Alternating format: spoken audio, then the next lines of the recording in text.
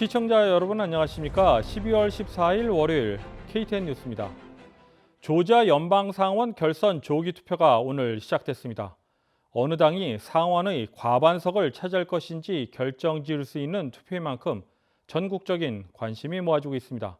그 투표 현장을 김용성 기자가 다녀왔습니다. 저는 귀넷 카운티 페어그라운드의 조기 투표소 앞에 나와 있습니다. 많은 유권자가 결선 투표에 참여하기 위해 찾아왔는데요. 귀넷 카운티 조기 투표소의 평균 대기 시간은 1시간을 넘지 않는 모습이었습니다. I mean, it was a relatively short line, especially compared to the presidential election. I was standing for several hours, and here I think it wasn't even an hour. Yeah, it was great. Actually, it went pretty smooth. The lines moved fairly well. It's very organized. They were practicing social distancing, so I thought it was a pretty smooth operation. 귀넷 카운티뿐만 아니라 대부분의 메트로 애틀랜타 지역 조기 투표소에서 적은 대기 시간을 보여주고 있습니다. 이번 결선 투표의 경우에는 상원의 과반당을 결정지을 수도 있어 전국에 관심이 모아지고 있습니다. 올해는 선거 관련해 많은 논란이 발생했는데 유권자들이 이에 대해 발언했습니다. I'm becoming very distrustful of the electoral process. The voting process, I think, has been tainted. However, I do feel it's my right and duty to vote as an American, so here I am. For democracy to stay in place with what has been built, what this country's been built on, I think that it's very important to vote now more than ever. If there's ever a time that we've ever needed to vote, I think this year's election was excellent. When you lose, don't be a sore loser. You lost. So accept the loss, move on, and live your life. Go back as a citizen. 카운티별, 투표소별로 투표 시간에 차이가 있는 만큼 방문 전에 웹사이트를 통해 꼭 확인할 것을 권장합니다. 결선 선거는 1월 5일입니다. KTN 뉴스 김용성입니다. 조지아주 민주당 대통령 선거인단 16명은 오늘 정오 주 상원 본회의장에서 조 바이든 대통령 후보와 카멜라 해리스 부통령 후보에게 투표했습니다. 조지아주에서 민주당 대통령 선거인단이 구성돼 투표를 한 것은 1992년 이후 처음입니다. 이번에 구성된 16명의 선거인단에는 니케마 윌리엄스 연방 하원의원 당선인과 스테이시 아브라함스 전 민주당 주지사 후보, 그리고 페드로 마린 주 하원의원과 캐시 울라드 전 애틀란타 시의원 등이 포함됐습니다. 한편 오늘 같은 시간 주청사 다른 방에서는 공화당 선거인단이 모여 이번 선거는 부정이며 무효라고 주장하며 연방의회에 보낼 자체적인 선거인단 16명을 별도로 선정한 것이 알려져 논란이 예상됩니다. 화이자 코로나19 백신 승인 절차를 모두 거치면서 전국적으로 백신 보급이 진행되고 있습니다. 미국에서 처음 백신을 접종받은 사람은 뉴욕의 한 간호사입니다. 조지아주의 경우 5,850여 회 투여분이 도착한 것으로 전해졌습니다. 보도에 김용성 기자입니다. 코로나19 백신 보급이 시작되고 일부 지역에서는 접종이 시작되고 있습니다. 화이자의 코로나19 백신이 연방시작청 FDA의 긴급 사용 승인을 받았고 연방질병통제예방센터 CDC의 사용 권고도 받으며 접종을 시작하기 위한 절차를 모두 거쳤습니다. 화이자에서 생산된 백신이 전국의 배급 장소로 옮겨지고 있습니다. 미국 내에서 백신을 최초로 접종받은 사람은 뉴욕주의 중환자 간호사인 샌드라 린지입니다. 백신은 신속하게 전국으로 전달되고 있으며 조지아주에서도 곧 접종이 시작될 것으로 전망되고 있습니다. 조지아주의 두 장소에서 5,850회 투여분이 도착한 것으로 전해졌습니다.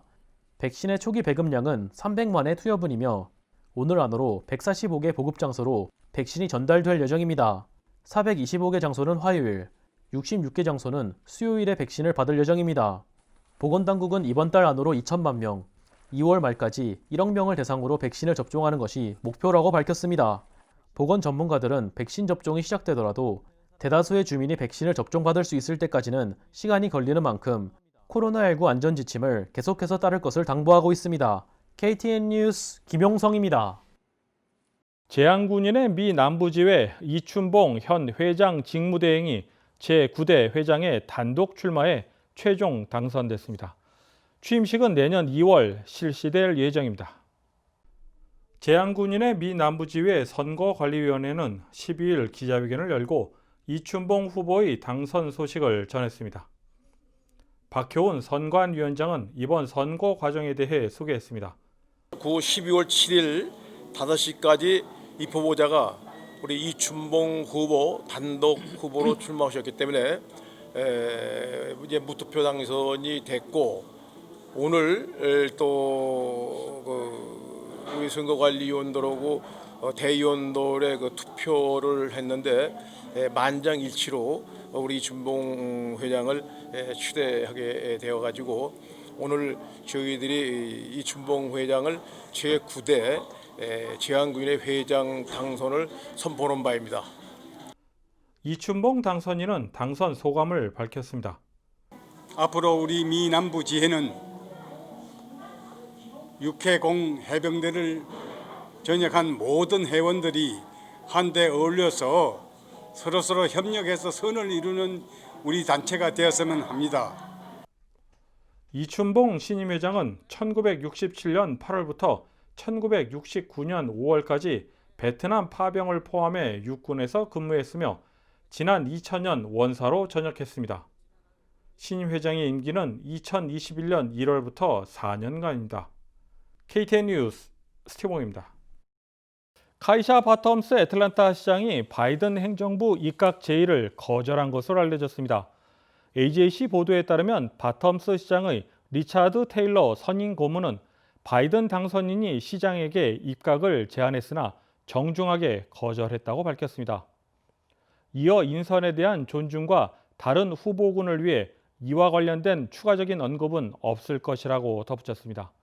또한 어떤 직을 거절했는지에 대해서도 언급하지는 않았으나 WSB-TV는 대사직이 검토되었다고 보도했습니다. 한편 카이샤 바텀스 애틀랜타 시장은 남은 1년간의 임기를 보낸 후 재선에 도전할 계획으로 알려졌습니다. 다음은 코로나19 소식입니다. 오늘의 코로나19 현황을 김용성 기자가 정리했습니다. 14일 오후 3시 30분 기준 미국 내 코로나19 누적 확진 환자는 1,684만 8,493명, 누적 사망자는 30만 7,379명입니다. 어제 하루 동안 신규 확진 환자는 18만 8,771명 늘었고 신규 사망자는 1,388명 증가했습니다. 주별 누적 확진 환자는 캘리포니아, 텍사스, 플로리다, 일리노이, 뉴욕 순으로 많습니다. 주별 누적 사망자는 뉴욕, 텍사스, 캘리포니아, 플로리다, 뉴저지 순으로 많습니다. 다음은 조지아주 코로나19 현황입니다. 주 보건당국의 오후 2시 50분 집계에 따르면 조지아주의 누적 확진 환자는 47만 9,340명, 누적 사망자는 9,218명으로 집계됐습니다. 신규 확진 환자는 3,302명 증가했고 신규 사망자는 13명 증가했습니다. 항원검사 양성 판정자는 누적 6만 7,218명, 신규 562명입니다. 다음은 카운티별 집계입니다. 풀타운 카운티 누적 확진 환자 42,706명, 누적 사망자는 707명입니다. 13일에서 14일 사이에 신규 확진 환자는 239명 늘었고 신규 사망자는 없습니다. 귀넷 카운티 누적 확진 환자 42,662명, 누적 사망자는 528명입니다. 신규 확진 환자는 361명 늘었고 신규 사망자는 1명 늘었습니다. 캅 카운티 누적 확진 환자 3557명, 누적 사망자는 514명입니다. 신규 확진 환자는 263명, 신규 사망자는 1명 늘었습니다. KTN 뉴스 김용성입니다.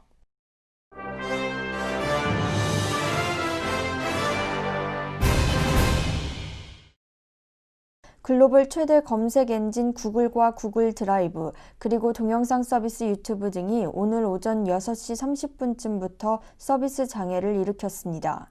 이로 인해 이용자들이 당혹해하며 오전 업무에 애를 먹어야 했습니다. 또한 온라인 수업 등에서도 문제가 발생했다며 SNS에 관련 내용이 올라오기도 했습니다. 다운 디렉터에 따르면 서비스 장애 문제는 약 2시간 40분 뒤인 9시 56분 무렵에 해결되어 정상 운영됐다고 밝혔습니다. 뉴욕 맨해튼 세인트 존 더 디바인 성당 앞에서 성탄절 축하 음악회를 하던 성가대를 향해 총격을 가하는 사건이 발생했습니다. 뉴욕 경찰에 따르면 총격 사건은 어제인 13일 오후 4시 무렵 성가대의 성탄 축하 음악회가 끝나고 사람들이 흩어지려는 순간 갑자기 여러 발의 총성이 울렸습니다. 이에 행사의 경비를 위해서 현장에 배치되어 있던 경찰관들이 재빨리 출동해서 총격범을 총으로 제압한 것으로 알려졌습니다. 총격 용의자는 소총으로 무장하고 있었던 것으로 경찰은 파악했으며 해당 용의자는 경찰이 쏜 총을 맞고 즉시 병원으로 이송됐으며 중태인 것으로 알려졌습니다. 미국의 첨단 업체들이 캘리포니아의 실리콘밸리를 떠나 텍사스 오스틴의 일명 실리콘힐스로 이전하고 있습니다. 오스틴 상공회의소에 따르면 IT 업체를 중심으로 올해 11월까지 39개 업체가 오스틴으로 이전했습니다. 테슬라는 오스틴에 공장을 신설 중이며 실리콘밸리의 주요 기업 중 하나인 오라클도 최근 본사를 오스틴으로 이전하기로 했습니다. CNN 비즈니스는 실리콘밸리의 비싼 부동산 가격, 높은 개인 소득세율, 그리고 코로나19로 인한 자택 근무 경험이 이탈의 원인으로 보인다고 분석했습니다. 유나이티드 항공이 마스크를 착용하지 않은 2세 유아와 가족을 여객기에서 내리도록 했습니다. 아이의 엄마인 엘리즈 오버는 자신의 남편이 2세 딸에게 수차례 마스크를 씌우려고 했지만 딸이 몸부림치며 거부했다고 밝혔습니다. 이후 승무원은 다가와 마스크 착용 규정을 알리며 기회를 줬다. 하지만 미안하다면서 항공기에서 내릴 것을 요청했습니다. 오버는 딸에게 마스크를 씌우려고 노력하는 동안 승무원이 아무 말도 건네지 않았다면서 충격적이고 매우 굴욕적인 경험이었다고 밝혔습니다. 유나이티드 항공 측은 고객과 직원들의 건강과 안전을 최우선해 2세 이상의 모든 탑승객에게 마스크를 착용하도록 하는 정책을 도입 중이라고 강조했습니다. 이상으로 12월 14일 KTN 뉴스를 모두 마칩니다. 시청해주신 여러분 고맙습니다.